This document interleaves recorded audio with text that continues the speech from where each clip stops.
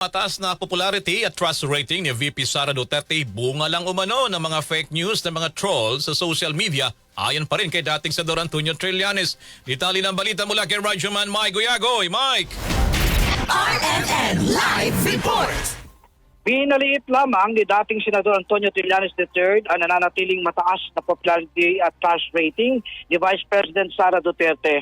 Sa kabila kasi na sunod-sunod na mga pagsasampa na ng mga kaso na plunder, malversation at graft laban sa Vice Presidente, sila nananatiling dito natitinag.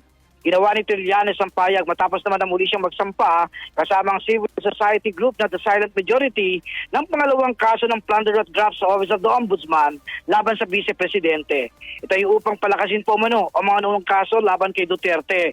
Ani Trillanes, marami pang Pilipino ang hindi pa nalilinawan dahil sa mga trolls umano sa social media na binabahan nila ng fake news ang kamalayan ng publiko. Ang primary reason kung bakit popular pa rin siya ay dahil hindi nila nang lubusan ng mga Pilipino yung tunay na pagkatao ni Sara Duterte. Dahil kalatang binabaha nila ng fake news at mga trolls nila yung social media na naging pangunahing source ng impormasyon ng mga kababayan natin. At ito nga, isang paraan ito na para ma-expose yung ibang insidente ng pangungurabot at iba pang anumayak na ginawa ni Sara. At hopefully, mamula sila.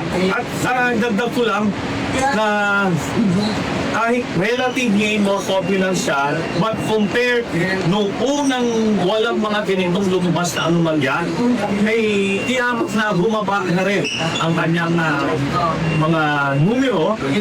Ibig sabihin nun, talagang maraming namumula. Sa panibagong reklamo ni Trillanes sa Office of the Ombudsman, isinama na niya ang Ramil Madriaga case o affidavit na sinasabing magpapatunay sa winaldas na confidential fund ni Sara Duterte. Kasama sa DZXL RMN Manila, Radyoman Mike Guyagoy, Tatak RMN.